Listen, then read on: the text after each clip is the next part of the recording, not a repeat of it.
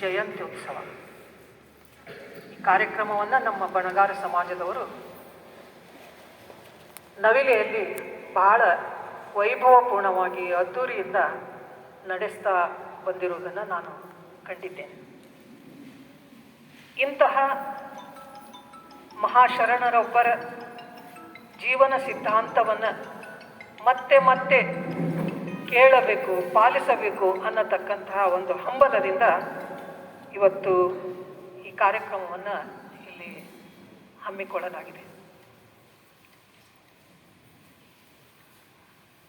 ಈ ಸಮಾರಂಭದ ಅಧ್ಯಕ್ಷತೆಯನ್ನು ವಹಿಸಿರುವ ಹಿರಿಯರಾದ ಅನುಭಾವಿಗಳಾದ ಪ್ರೊಫೆಸರ್ JB ಹಳ್ಳಾಳ್ ಅವರಲ್ಲಿ, ಬಣಗಾರ್ ಸಮಾಜದ ಅಧ್ಯಕ್ಷರಾಗಿರ್ತಕ್ಕಂತಹ ಶ್ರೀ ಅನಿಲ್ ಕವಿಶೆಟ್ಟಿ ಅವರಲ್ಲಿ, ಬಸವ ಕೇಂದ್ರದ ಕಾರ್ಯಾಧ್ಯಕ್ಷರಾಗಿರ್ತಕ್ಕಂತಹ SV ಪಟ್ಟಣಶೆಟ್ಟಿ ಅವರಲ್ಲಿ, ಕಾರ್ಯದರ್ಶಿಗಳಾದಂತಹ KS ಸಿನಾಮತಿ ಅವರಲ್ಲಿ, ಬಣಗಾರ್ ಸಮಾಜದ ಮಾಜಿ ಅಧ್ಯಕ್ಷರಾಗಿರ್ತಕ್ಕಂಥ ಮಾನ್ಯ ಶ್ರೀ ಚನ್ನಿ ಅವರಲ್ಲಿ, ಇಲ್ಲಿ ನೆರೆದಿರ್ತಕ್ಕಂಥ ಎಲ್ಲ ಶರಣ ತಂದೆ ತಾಯಿಗಳಲ್ಲಿ, ಸಹೋದರ ಸಹೋದರಿಯರಲ್ಲಿ ನನ್ನ ಅನಂತ ಅನಂತ ಶರಣಾರ್ಥಿಗಳು.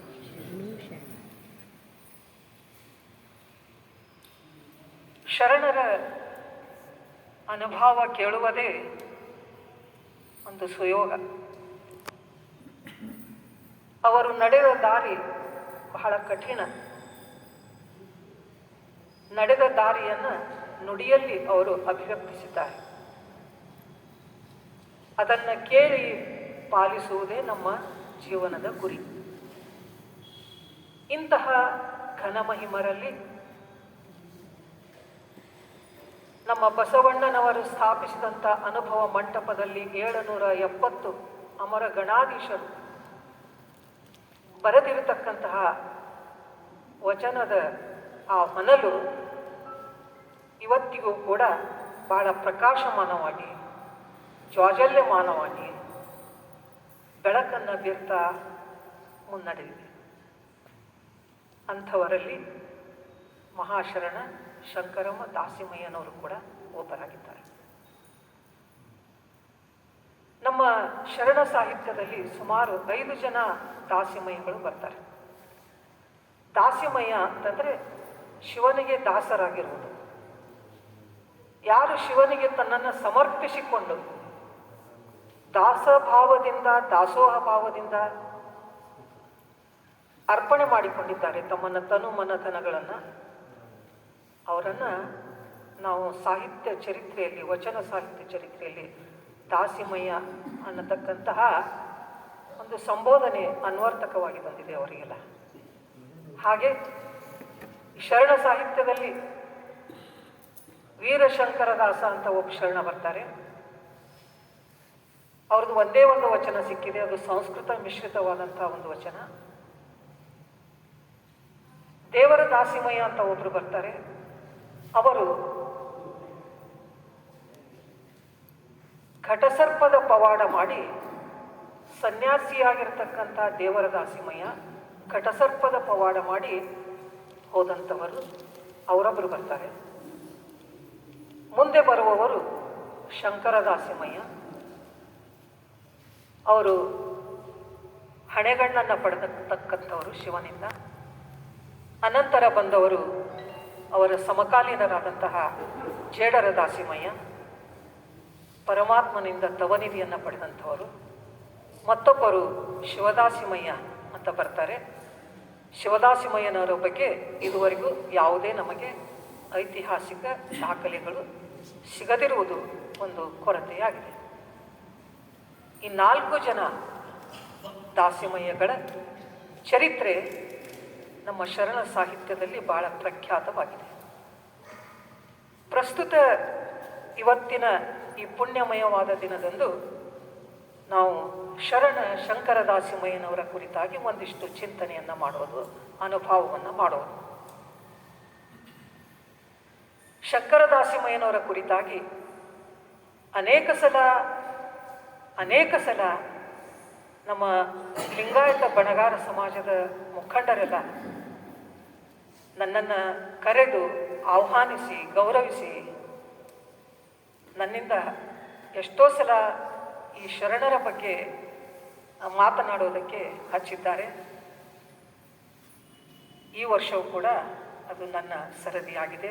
ಕಾರಣ ಇಷ್ಟೇ, ಅವರ ಕುರಿತಾಗಿ ನಾನು ಕರ್ನಾಟಕ ವಿಶ್ವವಿದ್ಯಾಲಯಕ್ಕೆ ಮಹಾಪ್ರಬಂಧವನ್ನು ಸಾದರಪಡಿಸಿದ್ದರಿಂದ, ಆ ಕುರಿತಾಗಿ ಒಂದಿಷ್ಟು ನಾನು ಅಧ್ಯಯನವನ್ನು ಮಾಡಿದ್ದರಿಂದ, ಬಹುಶಃ ಆ ಒಂದು ಕಾರಣಕ್ಕಾಗಿ ನನಗೆ ಬೇರೆ ಯಾವ ಶರಣರ ವಿಷಯವನ್ನು ಕೊಡದೆ ಶಂಕರದಾಸಿಮಯ್ಯನವರ ವಿಷಯವನ್ನೇ ನಮ್ಮ ಬಣಗಾರ ಸಮಾಜದವರು ಕೊಡ್ತಾ ಬಂದಿದ್ದಾರೆ. ಯಾಕೆಂದರೆ ನಮ್ಮ ಕುಲದ ಗುರು, ನಮ್ಮ ಸಮಾಜದ ಗುರು, ಆ ಗುರುವಿನ ಒಂದು ಸಾನ್ನಿಧ್ಯದಲ್ಲಿ ನಾವು ಗುರುವಿನ ನುಡಿಗಳನ್ನು ಕೇಳೋಣ ಅನ್ನತಕ್ಕಂತಹ ಒಂದು ವಿಶಾಲವಾದ ಭಾವ ನಮ್ಮ ಬಣಗಾರ ಸಮಾಜದವರಾಗಿದೆ. ಶಂಕರದಾಸಿಮಯ್ಯನವರ ಕುರಿತಾಗಿ ಬಸವಣ್ಣನವರಿಗಿಂತ ಸುಮಾರು ಹಿರಿಯ ಸಮಕಾಲೀನರು ಶಂಕರದಾಸಿಮಯ್ಯನವರು. ಸುಮಾರು 30-40 ವರ್ಷದ ಅಂತರದವರು. ಬಸವಣ್ಣನವರು ಯುವಕರಾಗಿದ್ದಾಗ ಅವರು ಬಹುಶಃ ಇವರು ಒಂದು 20 ವರ್ಷದ ತರುಣರಾಗಿದ್ದರೆ ಬಸವಣ್ಣನವರು ಅವರು 50 ವರ್ಷದ ವೃದ್ಧಾವಸ್ಥೆಗೆ ಕಾಲಿಡ್ತಕ್ಕಂಥ ಹಿರಿಯ ಶರಣ ಶಂಕರದಾಸಿಮಯ್ಯನವರು. ಹಾಗಾಗಿ ಬಸವಣ್ಣನವರು ಮೊದಲಾಗಿ ಅನೇಕರು ತಮ್ಮ ವಚನಗಳಲ್ಲಿ ಶಂಕರದಾಸಿಮಯ್ಯನವರನ್ನು ಸ್ಮರಿಸಿಕೊಂಡಿದ್ದಾರೆ. ಹಿರಿಯ ಶರಣರು, ಹಿರಿಯ ಶರಣರಾದಂತಹ, ಹಿರಿಯ ಸಮಕಾಲೀನ ಶರಣರಾದಂತಹ ಶಂಕರದಾಸಿಮಯ್ಯ ಮತ್ತು ಜೇಡರದಾಸಿಮಯ್ಯ ಇವರು ಹಿರೇ ಮನುಷ್ಯರು. ನಮ್ಮ ಮನ್ಯಾಗ ಸೊಸಿ ಅಂತ ಬರ್ತಾಳ, ಮಗ ಅಂತ ಇರ್ತಾನೆ, ಅವರಿಗೆ ಮಾವ ಅತ್ತಿ ಹೆಂಗೆ ಹಿರಿಯಾಡ್ತಾರೆ ಹಂಗೆ ಈ ಶರಣ ಸಂಕುಲದಲ್ಲಿ ಜೇಡರದಾಸಿಮಯ್ಯ ಶಂಕರದಾಸಿಮಯ್ಯನವರು ಹಿರಿಯರು. ಶಂಕರದಾಸಿಮಯ್ಯನವರ ಕುರಿತಾಗಿ ಬಹುಶಃ ನಮ್ಮ ಶರಣರ ಕುರಿತಾಗಿ ಶಾಸನಗಳು ಸಿಗುವುದೇ ಬಹಳ ದುರ್ಲಭ. ಅಲ್ಲೊಂದು ಇಲ್ಲೊಂದು ಬಹಳ ವಿರಳವಾಗಿ ಶಾಸನಗಳು ಸಿಗ್ತವೆ. ಯಾಕೆಂದರೆ ಶರಣರು ಯಾವ ಪ್ರತಿಷ್ಠೆಗೂ ಒಳಗಾಗದೆ ತಮ್ಮ ಹೆಸರನ್ನು ಕಲ್ಲಿನಲ್ಲಿ ಬರೆಸಿದವರಲ್ಲ, ಆ ಬಗ್ಗೆ ಅವರು ತಲೆ ಕೆಡಿಸಿಕೊಂಡವರಲ್ಲ. ನಮ್ಮ ರಾಜ ಮಹಾರಾಜರ ಹಾಗೆ ರಾಜ ಮಹಾರಾಜರೆಲ್ಲ ತಾವು ಕೊಟ್ಟ ದತ್ತಿ ದಾನ ಸೂರ್ಯ ಚಂದ್ರ ನಕ್ಷತ್ರ ಇರುವವರೆಗೂ ಶಾಶ್ವತವಾಗಿರಬೇಕಂತ ತಿಳ್ಕೊಂಡು ಇಡೀ ನಮ್ಮ ಕರ್ನಾಟಕದಲ್ಲಿ ಇವತ್ತು 20-25 ಸಾವಿರ ಶಾಸನಗಳು ಸಿಗ್ತವೆ, ದತ್ತಿ ದಾನದ ಶಾಸನಗಳು. ಆದರೆ ನಮ್ಮ ಶರಣರು ಶಾಸನ ಭರಿಸುವ ಗೋಜಿಗೆ ಹೋಗಲಿಲ್ಲ. ಅವರು ವಚನಗಳನ್ನು ನಮ್ಮ ಪೀಳಿಗೆಯಲ್ಲಿ, ನಮ್ಮ ಸಮಾಜದಲ್ಲಿ, ನಮ್ಮ ಹೃದಯದಲ್ಲಿ ಅವನ್ನು ಅಚ್ಚೊತ್ತಿ ಬಿಟ್ಟಿದ್ದಾರೆ, ಅವನ್ನು ಮುದ್ರಿಸಿ ಬಿಟ್ಟಿದ್ದಾರೆ. ಅವರು ಕಲ್ಲಿನಲ್ಲಿ ಬರೆಸಿಲ್ಲ, ಅವರು ಮನದಲ್ಲಿ ಬರೆಸಿದ್ದಾರೆ. ಹೀಗಾಗಿ ಶಂಕರದಾಸಿಮಯ್ಯನವರ ಕುರಿತಾಗಿ 1-2 ವಚನ ಮಾತ್ರ, 1-2 ಶಾಸನಗಳು ಮಾತ್ರ ನಮಗೆ ಲಭ್ಯವಾಗಿವೆ ಇವತ್ತಿನವರೆಗೂ. ಒಂದು, ಮೈಸೂರು ಜಿಲ್ಲೆಯ ಇಲವಾಲ ಹೋಬಳಿಯಲ್ಲಿ ಹೇಮನಹಳ್ಳಿ ಅಂತ ಒಂದು ಹಳ್ಳಿ ಬರ್ತೈತಿ. ಅಲ್ಲಿ ಒಂದು ಶಂಕರೇಶ್ವರ ದೇವಾಲಯ ಇದೆ. ಅಲ್ಲಿ ಒಂದು ಶಾಸನದಲ್ಲಿ ಬರೆಯೈತಿ, ಅದು 1170ರ ಒಂದು ಶಾಸನ. ಅಲ್ಲಿ ಶಂಕರ ಲಿಂಗನ ಸ್ಥಾನಿಕ ಶಂಕರದಾಸ, ಅದರಲ್ಲಿ ಬಹಳಷ್ಟು ಹುಡುಕಿದಾಗ ಅದೊಂದು ಶಾಸನದ ಒಂದು ಪದ ಮಾತ್ರ ನಮಗೆ ಸಿಕ್ತು. ಶಂಕರ ಲಿಂಗನ ಸ್ಥಾನಿಕ ಶಂಕರದಾಸ ಅನ್ನೋದು 1170ರ ಶಾಸನ. ಅದನ್ನು ಬಿಟ್ಟರೆ 1280ರ ಒಂದು ಶಾಸನ, ಮರಡಿಪುರದ ಶಾಸನ, ಮಂಡ್ಯ ಜಿಲ್ಲೆಯ ಮರಡಿಪುರದ ಶಾಸನದಲ್ಲಿ ಶಂಕರದಾಸಿಮಯ್ಯನವ್ರ ಹೆಸರು ಬರೋದಿಲ್ಲ. ಅಲ್ಲಿ ಶಂಕರದಾಸಿಮಯ್ಯನವರ ಶಿಷ್ಯ ಪರಂಪರೆಯ ಹೆಸರು ಬರ್ತೈತಿ. ಅಂದರೆ ಶಂಕರದಾಸಿಮಯ್ಯನವರು ತಾವೊಬ್ಬರೇ ಉದ್ಧಾರವಾಗದೆ ತಮ್ಮ ಶಿಷ್ಯ ಪರಂಪರೆಯನ್ನು ನಾಡಿನುದ್ದಕ್ಕೂ ಅವರು ಬೆಳೆಸಿದಂಥ ಒಂದು ಕೀರ್ತಿ ಶಂಕರದಾಸಿಮಯ್ಯನವ್ರದ ಆಗಿತ್ತು ಅನ್ನೋದಕ್ಕೆ ನಮಗೆ ಈ ಒಂದು ಶಾಸನದ ಆಧಾರ ಸಿಗ್ತಾ ಇದೆ. ಯಾಕೆಂದರೆ ಶಂಕರದಾಸಿಮಯ್ಯನವರ ಶಿಷ್ಯ ಮತ್ತು ಸೇವಕ ವಕ್ತ್ರಪಾದ ಅನ್ನುವನಿದ್ದ. ಆ ವಕ್ತ್ರಪಾದನ ಮೂಲಕ ಈ ಒಂದು ಶರಣ ಧರ್ಮ ನಾಡಿನಾದ್ಯಂತ ಅದು ಪ್ರಸಾರಗೊಳ್ತೈತಿ, ಅಲ್ಲಲ್ಲಿ ಶಿಷ್ಯ ಪರಂಪರೆ ಸಿಗ್ತೈತಿ ಅನ್ನೋದು ನಮ್ಗೆ ಗೊತ್ತಾಗ್ತೈತಿ. ಮುಂದೆ 12ನೇ ಶತಮಾನದಲ್ಲಿ ಬಸವಾದಿ ಶರಣರ ಕಾಲಕ್ಕೆ ಸುಮಾರು 8 ಜನ ವಚನಕಾರರು ಶಂಕರ ದಾಸಿಮಯ್ಯನವರನ್ನು ಸ್ಮರಿಸ್ಕೊತಾ ಇದ್ದಾರೆ. ಹಿರಿಯ ಸಮಕಾಲೀನರಾಗಿರ್ತಕ್ಕಂಥ ಶಂಕರ ದಾಸಿಮಯ್ಯನವರ ಕುರಿತಾಗಿ ಮಡಿವಾಳ ಮಾಚಿದೇವರು, ಆಯ್ದಕ್ಕಿ ಲಕ್ಕಮ್ಮ, ಉರಿಲಿಂಗ ಪೆದ್ದಿಗಳು, ಹಾಗೆಯೇ ನಮ್ಮ ಶರಣರಾದಂತಹ ಹಾವಿನಹಾಳ ಕಲ್ಲಯ್ಯನವರು, ಶಿವಯೋಗಿ ಸಿದ್ದರಾಮ, ಬಸವಣ್ಣನವರು, ಚನ್ನಬಸವಣ್ಣನವರು ಮತ್ತು ಹಿರಿಯ ಶರಣರಾದಂಥ ಸೊಡ್ಡಳ ಪಾಚರಸರು ಶಂಕರ ದಾಸಿಮಯ್ಯನವರನ್ನು ಸ್ಮರಿಸುತ್ತಾರೆ.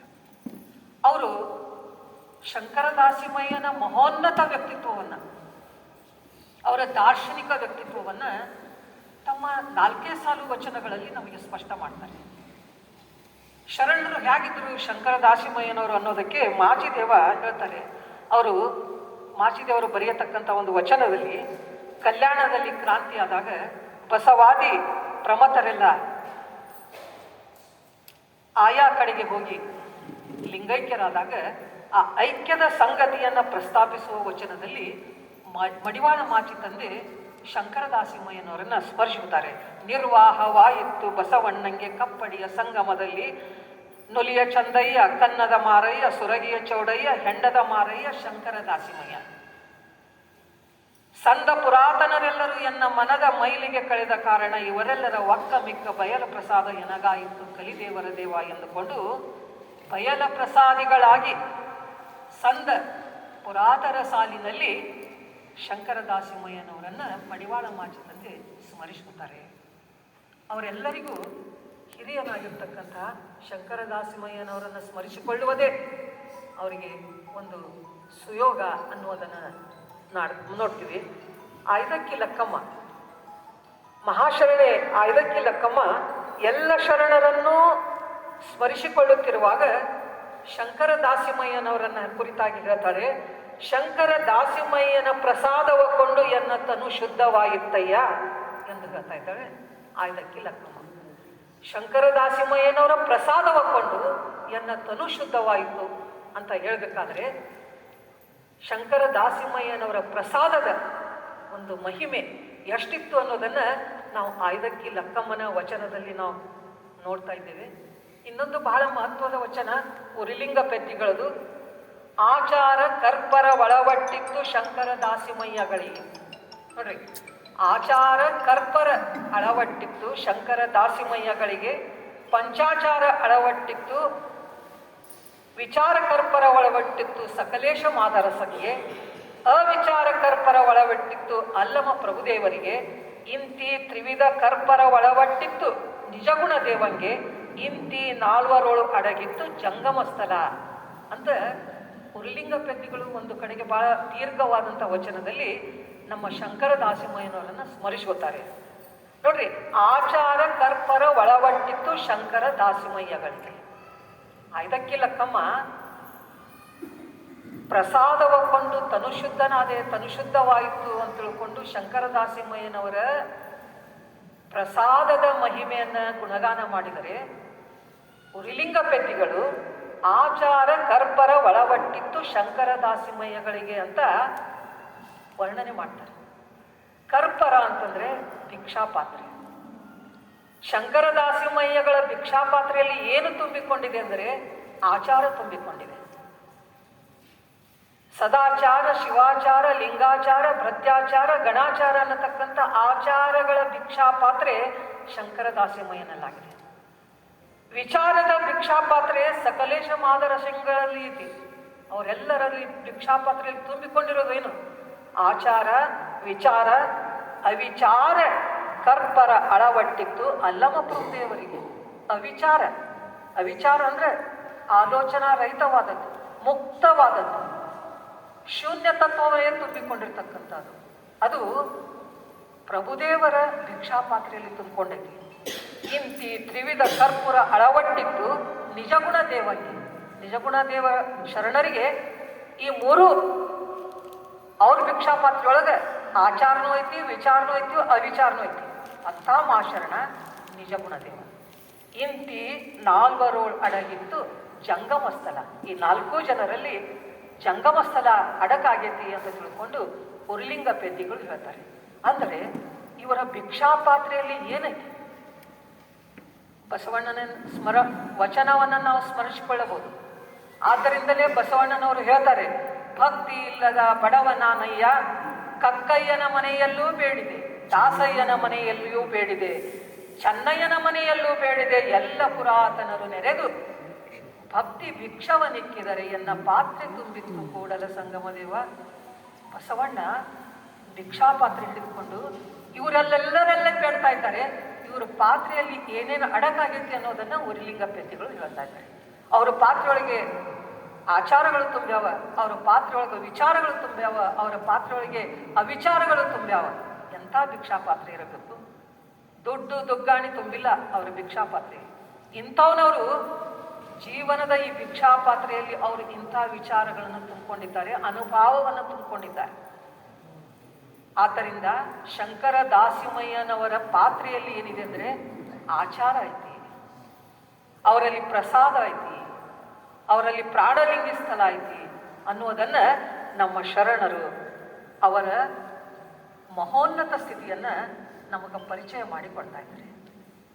ಮತ್ತೊಬ್ಬ ಶರಣರಾದಂಥ ನಮ್ಮ ಶಿವಯೋಗಿ ಸಿದ್ದರಾಮರು ತಮ್ಮ ಮಿಶ್ರ ಸ್ತೋತ್ರ ತ್ರಿವಿಧಿಯಲ್ಲಿ ತ್ರಿನಯನ ದಾಸಯ್ಯ ಅಂತ ಹೇಳ್ತಾರೆ. ತ್ರಿನಯನ ದಾಸಯ್ಯ ನಮ್ಮ ಶಂಕರ ದಾಸಿಮಯ್ಯನವರಿಗೆ ಮೂರನೇ ಕಣ್ಣಿತ್ತು. ಸಾಕ್ಷಾತ್ ಶಿವ ಜ್ಞಾನ ನೇತ್ರ. ಅವರು ತಮ್ಮ ತ್ರಿವಿಧಿಯಲ್ಲಿ ಹೇಳ್ತಾ ಇದ್ದಾರೆ ತ್ರಿನಯನ ದಾಸಯ್ಯ ಅಂತ ಹೇಳ್ತಾರೆ. ಹಾವಿನ ಹಾಳ ಕಲ್ಲಯ್ಯ ಹೇಳ್ತಾರೆ, ಎನ್ನ ಕಕ್ಷೆಯಲ್ಲಿ ಸ್ವಾಯತ್ತವಾದನಯ್ಯ ಶಂಕರ ದಾಸಿಮಯ್ಯ. ನನ್ನ ಕಕ್ಷೆಯಲ್ಲಿ, ನನ್ನ ಕಂಕುಳದಲ್ಲಿ ಅವನನ್ನ ಸ್ವಾಯತ್ತ ಮಾಡ್ಕೊಂಡ್ಬಿಟ್ಟಿನಿ. ಅವ ಸ್ವಾಯತ್ತ ಆಗ್ಬಿಟ್ಟನ, ಕರಗತ ಆಗ್ಬಿಟ್ಟನ, ಸಾಕ್ಷಾತ್ಕಾರ ಆಗಿಬಿಟ್ಟನ ಶಂಕರ ದಾಸಿಮಯ್ಯ ಅಂತ ಹಾವಿನ ಹಾಳ ಕಲ್ಲಯ್ಯನವರು ಪ್ರಸ್ತಾಪ ಮಾಡಿದರೆ, ಬಸವಣ್ಣನವರಂತೂ ಶಂಕರ ದಾಸಿಮಯ್ಯ ಅಂದರೆ ಕೂಡಲ ಸಂಗಮ ದೇವ ಅಂತಾನೆ ಹೇಳ್ಕೊತಾರೆ. ಅವ್ರದೊಂದು ಪ್ರಸಿದ್ಧವಾದ ವಚನ ತಾವೆಲ್ಲ ಓದಿರಬೇಕು ಅಂತ ನಾನು ಭಾವಿಸಿದ್ದೀನಿ. ಅಸಮಾಕ್ಷಲಿಂಗಕ್ಕೆ ಅನ್ಯ ದೈವವ ಸರಿ ಎಂಬವನ ಬಾಯಲ್ಲಿ ಮಸೆದ ಕೂರಲಗ ನಿಕ್ಕದೆ ಮಾಂಬನೆ ಅನ್ನತಕ್ಕಂಥ ವಚನದಲ್ಲಿ ಬಹಳ ದೊಡ್ಡದಾದಂತಹ ವಚನ ಇದೆ ಬಸವಣ್ಣನವ್ರದು. ಅದರಲ್ಲಿ ಕೊನೆಯ ಸಾಲಿನಲ್ಲಿ ಅವ್ರು ಹೇಳ್ತಾರೆ, ಎಲೆ ಕೂಡಲ ಸಂಗಮ ದೇವ ನಿಮ್ಮ ಹೇಳಿದ ಹೇಳಿಕೆಯಿಂದ ಪಿಂಬೇರ ಮೈಲಗೆ ಮೇಳವಾಡುತ್ತಿದ್ದ ತ್ರೈಜಗದೊಳಗೆ ಅಂತ. ಕೂಡಲ ಸಂಗಮ ದೇವನೇ, ನೀವು ಹೇಳಿದ ಹೇಳಿಕೆಯಿಂದ ಪಿಂಬೇರ ಮೈಲಾರ ತ್ರಿಲೋಕದಲ್ಲಿ ಏನಾಡ್ತಾ ಇದ್ದಾವ? ಮೇಳವಾಡುತ್ತಿದ್ದ ಅಂತ ಹೇಳ್ತಾರೆ. ನಿಮ್ಮ ಹೇಳಿದ ಹೇಳಿಕೆಯಿಂದ. ಅದನ್ನು ಹೇಳಿದವ್ರು ಯಾರಂದ್ರೆ ಶಂಕರ ದಾಸಿಮಯ್ಯ. ಶಂಕರ ದಾಸಿಮಯ್ಯನನ್ನ ಬಸವಣ್ಣ ಕೂಡಲ ಸಂಗಮ ದೇವ ನಿಮ್ಮ ಹೇಳಿದ ಹೇಳಿಕೆಯಿಂದ ಪಿಂಬೇರ ಮೈಲಾರ ಮೇಳವಾಡುತ್ತಿದ್ದ ತ್ರೈಲೋಕದೊಳಗೆ. ಯಾಕೆಂದ್ರೆ ಶಂಕರ ದಾಸಿಮಯ್ಯನವರು ಮೈಲಾರನನ್ನ ಸೇವಕನನ್ನಾಗಿ ಮಾಡಿಕೊಂಡರು. ಪಿಂಬೇರಕ್ಕೆ ಹೋಗ್ತಾರವರು. ಮಹಾರಾಷ್ಟ್ರದ ಪಿಂಬೇರಕ್ಕೆ ಹೋಗಿ ಒಂದು ಗುಡಿಯಲ್ಲಿ ಮೈಲಾರ ಅಂತಂದ್ರೆ ಮೈಲಾರ ಲಿಂಗನ ಪೂಜಕರು ಇರ್ತಾರಲ್ಲ, ಮೈಲಾರ ಲಿಂಗನ ಪೂಜಕರು ಇರ್ತಾರೆ. ಮೈಲಾರ ಅಂತಂದ್ರೆ ಶಿವ ಅಂತ ತಿಳ್ಕೊಂಡವರು, ಶಿವನ ಒಂದು ಅವತಾರ ಮೈಲಾರ ಅಂತ ತಿಳ್ಕೊಂಡವರು. ಮೈಲಾರ ಲಿಂಗನ ಭಕ್ತರು ಅಲ್ಲಿ ಪೂಜಾ ಮಾಡ್ತಿರ್ಬೇಕಾದ್ರೆ ಶಂಕರ ದಾಸಿಮಯ್ಯನವರು ಅಲ್ಲಿ ಹೋಗ್ತಾರೆ. ಅಲ್ಲಿ ಹೋದ ಮ್ಯಾಗ ಬಿಡಾರ ಹುಡ್ತಾರೆ. ಅಲ್ಲಿ ಹೋದಾಗ ಆ ಎಲ್ಲ ಮೈಲಾರನ ಭಕ್ತೆಯರೆಲ್ಲ ಅವನು ಪೂಜಾ ಮಾಡ್ಕೋತ ಧ್ಯಾನ ಮಾಡ್ಕೋತ ನೀನ ದೇವರಪ್ಪ ನೀನ ಶಿವಪ್ಪ ಅಂತ ಅಂದಾಗ ಅವರು ಮೈಲಾರನ ಪ್ರಸಾದ ಕೊಡಕ್ಕೆ ಬರ್ತಾರೆ ಶಂಕರ ದಾಸಿಮಯ್ಯನವ್ರಿಗೆ. ಶಂಕರ ದಾಸಿಮಯ್ಯನವರು ಅದನ್ನು ಒಯ್ದು ಅಲ್ಲಿ ತಿಪ್ಪ್ಯಾಗ ಚೆಲ್ತಾರೆ. ಸಿಟ್ಟು ಬರ್ತೈತೆ ಅವ್ರಿಗೆ. ಯಾಕ್ರಿ ನಮ್ಮ ದೇವ್ರ ಪ್ರಸಾದ ತಗೊಂಡು ನಿಂಗೆ ಚೆಲ್ತೀರಿ, ಪ್ರಸಾದ ಅಂದ್ರೆ ಏನಂತ ತಿಳ್ಕೊಂಡ್ರಿ ಅಂತ ಅವರು ತಕರಾರು ಮಾಡಿದಾಗ ಶಂಕರ ದಾಸಿಮಯ್ಯನ ಅಂತಾರ, ಇವ ದೇವ್ರು ಅಂತಾರ ನಿಮ್ಗೆ, ಇವ ಭೂತದ, ಇವ ಒಂದು ಗ್ರಹ. ಅವ್ರಿಗೆ ಬಹಳ ಸಿಟ್ಟು ಬರ್ತೈತಿ. ನಮ್ಮ ದೇವ್ರಿಗೆ ಬೈದನಲ್ಲ. ಅವಾಗ ನೀವು ಇದನ್ನ ಸಾಧಿಸಿ ತೋರಿಸ್ಬೇಕು, ನಮ್ಮ ದೇವರು ದೆವ್ವ ಅನ್ನೋದನ್ನ ಸಾಧಿಸಿ ತೋರಿಸ್ಬೇಕು ಅಂತಂದಾಗ ಶಂಕರ ದಾಸಿನವರು ಹೇಳ್ತಾರೆ, ಏ ಮೈಲಾರ ಎದ್ದು ಬಾರೋ ಈ ಕಡೆ ಅಂದಾಗ ಲಿಂಗದಿಂದ ಎದ್ದು ಬಂದಂಥ ಮೈಲಾರ ಶಂಕರ ದಾಸಿಮಯ್ಯನವರ ಪಾದಕ್ಕೆ ಎರಗಿ, ಅಪ್ಪ ತಂದೆ ನನಗೇನಾದ್ರೂ ನಿನ್ನ ಸೇವಾ ಮಾಡಕ್ಕೆ ಅವಕಾಶ ಕೊಡು ಅಂದಾಗ ಎಲ್ಲರೂ ದಿಗ್ಭ್ರಮೆಗೊಳ್ತಾರೆ. ಇವತ್ತೊಂದು ಭೂತ ದೇವರಾಗಿ ಕುಂತೈತಿ ಅಂತ. ಭೂತ ದೇವರಾಗಿ ಕುಂದ್ರದು ಭಾಳ ಸರಳ್ರಿ. ಯಾರ ಸತ್ರಿಲೋ ಒಂದು ದೇವರ ಮಾಡಿ ಕುಂದಿರ್ಸೋದು, ಅವ್ರ ಆತ್ಮಹತ್ಯೆ ಮಾಡ್ಕೊಂಡ್ರು ದೇವರ ಮಾಡಿ ಕುಂದಿರ್ಸೋದು, ಅವ್ರು ಹ್ಯಾಂಗ್ ಸತ್ರು ಒಂದು ಈಶ್ವರಲಿಂಗ ಮಾಡಿ ಕುಂದಿರ್ಸೋದು. ಆ ಪದ್ಧತಿ ಇವತ್ತಿನವರೆಗೂ ಐತಿ. ಸತ್ತವ್ರ ಹೆಸರಲ್ಲೇ ಒಂದು ಲಿಂಗ ಮಾಡಿ ಕುಂದಿರ್ಸೋದು. ಅದಕ್ಕಾಗೆ ಇಷ್ಟು ಗುಡಿ ಗುಂಡಾರಗಳಾಗ್ಬಿಟ್ಟವ್ರು, ಸತ್ತವ್ರ ಹೆಸರಲ್ಲೇ ಮಾಡಿದ್ದಕ್ಕನ ಅವ್ರವ್ರ ಹೆಸರು ಬರೆದು ಇದು ಇಂಥವರ ದೇವರು ಅಂತ ತಿಳ್ಕೊಂಡು. ಹಾಗೆ ಈ ಮೈಲಾರ ಎನ್ನುವ ಭೂತನನ್ನ ಬಗ್ಗಿಸಿ ಅವನನ್ನ ಸೇವಕನನ್ನಾಗಿ ಮಾಡಿಕೊಂಡಂತ ಶಂಕರದಾಸಿಮಯ್ಯನವರು ನವಿಲಿಗೆ ಅವನನ್ನು ಕರ್ಕೊಂಡ್ಬರ್ಬೇಕಾದ್ರೆ ಅವ ನಡೆದು ನೋಡಿ, ಸಾಕು ಬಿಡೋ ಮಾರಾಯ, ಹೊಳ್ಳಿ ಹೋಗ್ಬಿಡು ನೀನು ಪಿಂಬೇರಕ್ಕೆ ಅಂತಂತಾರೆ. ಯಪ್ಪ ನಿಮ್ಮನ್ನು ಬಿಟ್ಟು ಹೋಗುದಿಲ್ರಿ, ಹೋಗ್ಬಿಡೋ ಮಾರಾಯ, ನಿನ್ನ ಕಟ್ಕೊಂಡು ನಾ ಎಲ್ಲಿ ಹೋಗ್ಲಿ ಅಂತ ಅವ್ರು ಅಂದಾಗ, ಹಂಗಾರೆ ನೀವು ನನಗೆ ಕೃಪೆ ಮಾಡಿದರ ಸಂಕೇತ ಏನು? ಕೊಡೆ ಹಿಡ್ಕೊಂಡು ಬರ್ತಿರ್ತ ನಾವು, ಈ ಕೊಡಿನ ತಗೊಂಡು ಹೋಗ್ಬಿಡು ಅಂದಾಗ ಶಂಕರದಾಸಿಮಯ್ಯನವರ ಕರುಣೆಯ ಪ್ರಸಾದವಾಗಿ ಕೈಯಾಗಿನ ಕೊಡೆ ಅದು ದ್ಯೋತಕವಾಗಿ ಮೈಲಾರ ಹಿಡ್ಕೋತಾನ. ಅದನ್ನು ಹಿಡ್ಕೊಂಡವ ಪಿಂಬೇರಕ್ಕೆ ಬರ್ತಾನ. ಆದ್ದರಿಂದ ಇವತ್ತು ಯಾವುದೇ ಮೈಲಾರನ ಗುಡಿಗಳಿದ್ರೆ ಅವನ ಹಂತ್ಯಕ್ಕೆ ಒಂದು ಛತ್ರಿ ಇರ್ತೈತಿ. ನೀವು ಗಮನಿಸ್ಬೇಕು, ಆ ಕಲ್ಲಿನಾಗ ಒಂದು ಛತ್ರಿಯನ್ನು ಕಟ್ತಿರ್ತಾರೆ. ಅದು ಶಂಕರದಾಸಿಮಯ್ಯನವರು ಅವನಿಗೆ ಒಂದು ಕೃಪೆಯನ್ನು ತೋರಿದರ ಸಂಕೇತ ಅನ್ನೋದನ್ನು ನಾವು ನೋಡ್ತಾ ಇದ್ದೇವೆ. ಹಾಗೆ ಇಲ್ಲಿ ನಮ್ಮ ಇನ್ನೊಬ್ಬ ಶರಣ ಸೊಡ್ಡಳ ಬಾಚರ್ಸ ಇಡೀ ವ್ಯಕ್ತಿತ್ವವನ್ನ, ಸಮಗ್ರ ವ್ಯಕ್ತಿತ್ವವನ್ನ ತಮ್ಮ ವಚನದಲ್ಲಿ ಹೇಳಿದ್ದಾರೆ ನೋಡ್ರಿ. ಗುಡುಗುಡಿಸಿ ಅನ್ಯ ದೈವಂಗಳನ್ನು ಕೊಡೆ ಹಿಡಿಸಿದ ಪಂಜೆಯ ಮೈಲಿಗೆಯನ್ನು ಅಡಗಿಸಿದ ಭೋ ದೈವಂಗಳ ದರ್ಪವನು ಹಿಡಿಸಿದ ಭೋ ಮುದನೂರ ತವನಿದೆ ಉರಿಗಣ್ಣ ಬಿಟ್ಟೊಮ್ಮೆ ಹಿರಿಯ ಪ್ರತಿಮೆಯ ನೊಡೆದ ಮನ್ನಣೆಯ ಮಾಡದೆ ಮಾರಿಯ ಕೈಯ ಮೊರಡಿಯ ಧಾನ್ಯಗಳ ಮಿಡಿಸಿದನು ಓಂ ನಮ ಶಿವಾಯ ಶಂಕರದಾಸ ಪಂಚವದನ ಸೊಡ್ಡಳ. ಅಂದ್ರೆ ಅವ್ರು ಏನೇನು ಮಾಡಿದ್ರು ಅನ್ನೋದನ್ನ 6 ಸಾಲಿನ ಒಂದು ವಚನದಲ್ಲಿ ಸೊಡ್ಡಳ ಬಾಚರ್ಸರು ಬರೀತಾರೆ ಅಂತ. ಹಾಗೆ ಇಂತಹ ಘನ ವ್ಯಕ್ತಿತ್ವದ ಮಹಾಶರಣ ಬಸವಾದಿ ಶರಣರ ಹಿರಿಯ ಸಮಕಾಲೀನದಂಥ ಶಂಕರದಾಸಿಮಯ್ಯನವರ ಜೀವನವೇ ವಿಶಿಷ್ಟವಾದದ್ದು, ಎಲ್ಲ ಶರಣರಿಗಿಂತ ಭಿನ್ನವಾದದ್ದನ್ನು ನಾವು ಅವರ ಚರಿತ್ರೆಯಲ್ಲಿ ನೋಡ್ತಾ ಇದ್ದೇವೆ. ಅವರ ಸುಮ್ಮನೆ ಒಂದೆರಡು ಅವರ ಐತಿಹಾಸಿಕ ವಿಚಾರಗಳನ್ನು ತಮ್ಮ ಮುಂದೆ ಪ್ರಸ್ತಾಪಿಸುತ್ತಾ ಸ್ಥೂಲವಾಗಿ ಅವರು ಬ್ರಾಹ್ಮಣ ಕುಟುಂಬದಲ್ಲಿ ಜನಿಸಿದವರು. ನೋಡ್ರಿ ಹೆಂಗ ಶರಣರು ಗುರುಲಿಂಗ ಜಂಗಮವನ್ನು ಸ್ವೀಕಾರ ಮಾಡಿ ಅವರು ಪರಿವರ್ತನೆ ಆದರುದು ಅನ್ನೋದಕ್ಕೆ ಇದೊಂದು ಬುನಾದಿ. ಬಾಗಲಕೋಟೆ ಜಿಲ್ಲೆಯ ಮುನಗುಂದ ತಾಲೂಕಿನ ಕಂದಗಲ್ಲಿನಲ್ಲಿ ವಾಸವಾಗಿದ್ದ ಗೋವಿಂದ ಭಟ್ಟ ಹೆಂಡತಿ ತುಮ್ಮೋವೆ ಬ್ರಾಹ್ಮಣ ದಂಪತಿಗಳು, ಶೈವ ಬ್ರಾಹ್ಮಣ ದಂಪತಿಗಳು. ಅವ್ರ ಕೆಲಸ ಏನಪ್ಪ?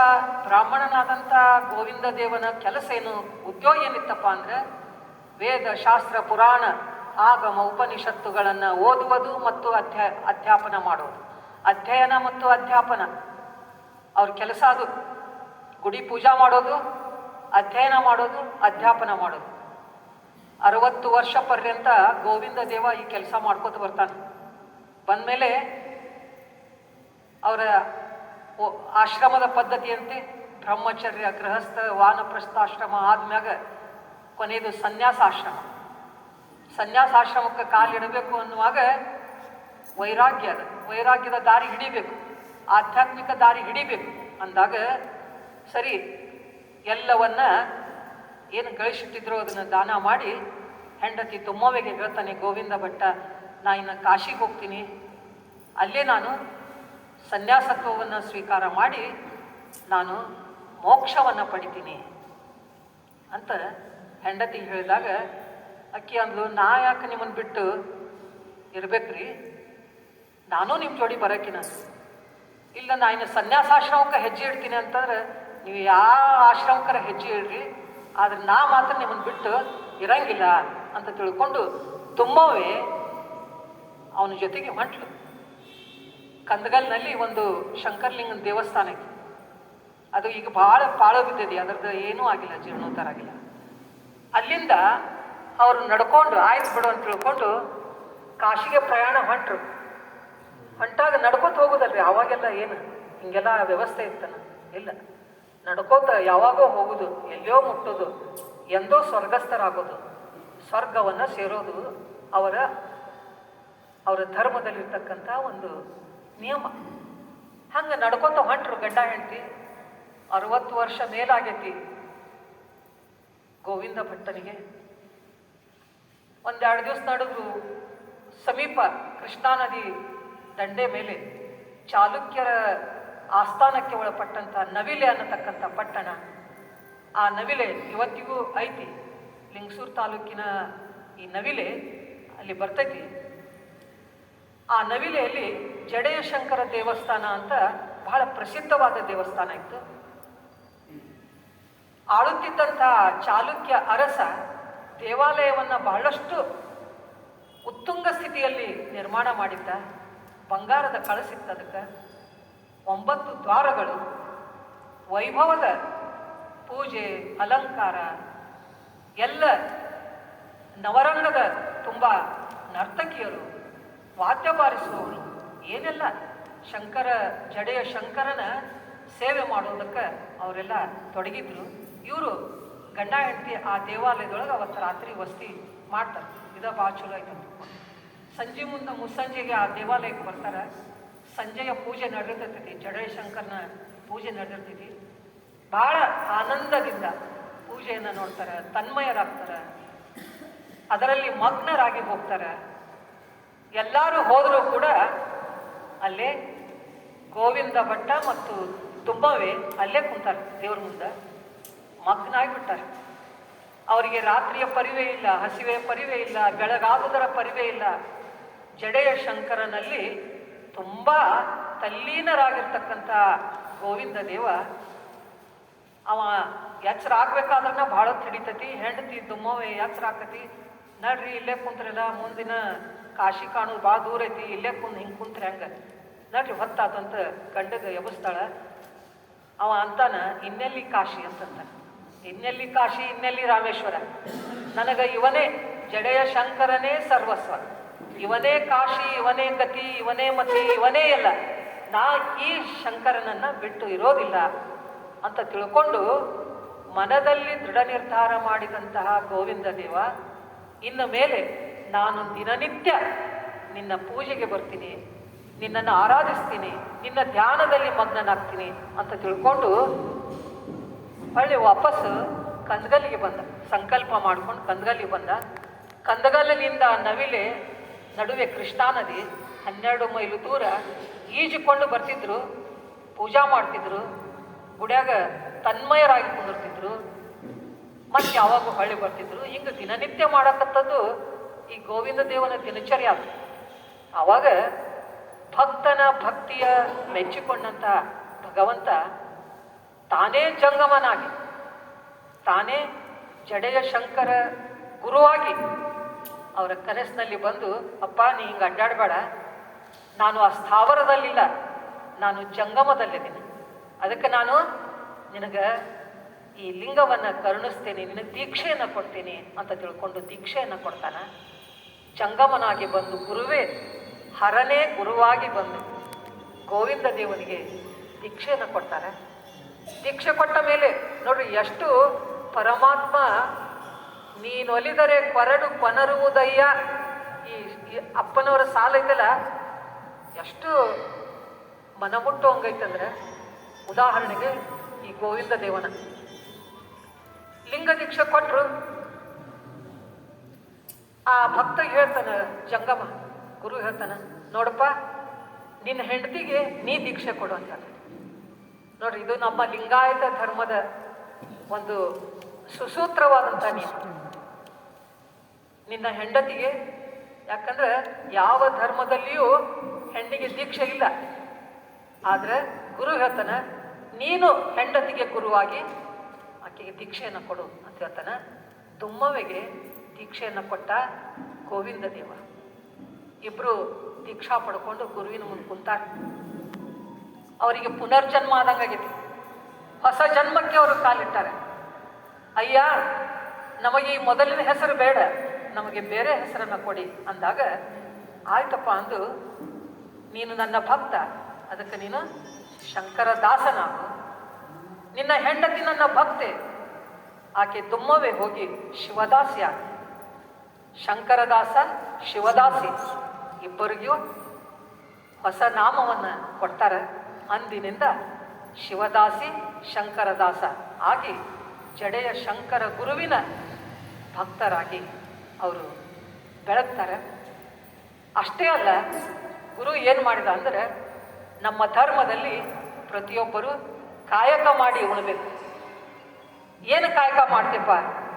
ಯಪ್ಪ, ಇದುವರೆಗೂ ಇದನ್ನು ಓದಿ ಬರೀ ಬೋಧನೆ ಮಾಡ್ತಿದ್ಯಾ, ನನಗೆ ದುಡಿಯೋದು, ಬೆವರು ಸುರಿಸೋದು, ಶ್ರಮ ಪಡೋದು ಯಾವ ಕಾಯಕನೂ ಇರಲಿಲ್ಲ, ನೀನ ಒಂದು ನನಗೆ ಕಾಯಕ ಕೊಡಪ್ಪ ಅಂದಾಗ ಅವರು ಹೇಳ್ತಾರೆ, ಗುರು ಹೇಳ್ತಾನೆ, ಎಲ್ಲ ಭವಬಂಧನ ಮೋಹ ಮಾಯ ಮಮಕಾರಗಳನ್ನು ಹರಿದೊಗೆಯತಕ್ಕಂತಹ, ಜೀವಾತ್ಮ ಪರಮಾತ್ಮರನ್ನು ಬೆಸೆಯತಕ್ಕಂತಹ, ಇಡೀ ಮನುಕುಲವನ್ನು ಒಂದುಗೂಡಿಸತಕ್ಕಂತಹ ಒಂದು ಪವಿತ್ರವಾದ ಕಾಯಕ, ಅದು ಮಲಿಗೆಯ ಕಾಯಕ, ಅದು ಸೂಜಿಯ ಕಾಯಕ.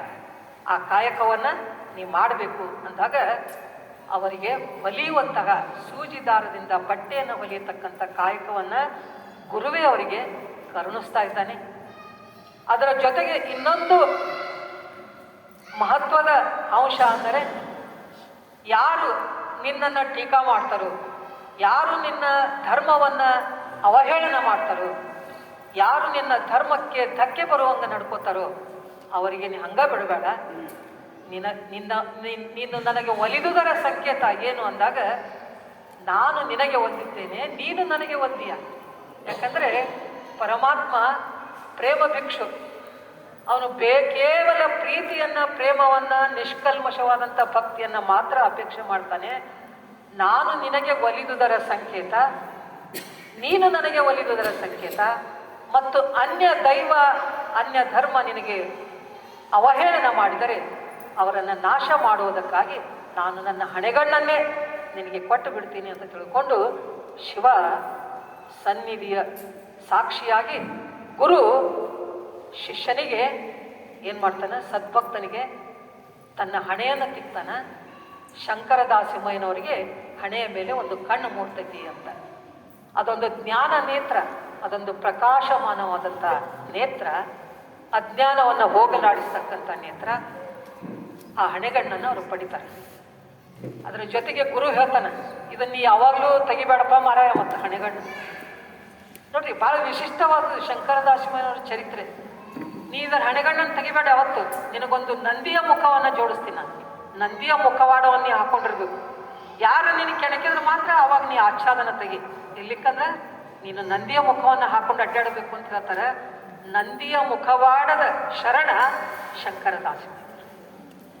ಜೊತೆಗೆ ನಿನಗೊಬ್ಬ ಶಿಷ್ಯನ ಕೊಡ್ತೀನಿ, ಈ ಧರ್ಮ ಪ್ರಸಾರಕ್ಕೆ ನಿನಗೊಂದು ಕೈಯಾಗ ಸೇವಾ ಮಾಡೋಕ್ಕೆ ಒಬ್ಬ ಶಿಷ್ಯನ ಕೊಡ್ತೀನಿ ಅಂತ ತಿಳ್ಕೊಂಡು ವಕ್ತ್ರಪಾದ ಅನ್ನತಕ್ಕಂಥ ಶಿಷ್ಯನನ್ನು ಅವರು ದಯಪಾಲಿಸ್ತಾರೆ.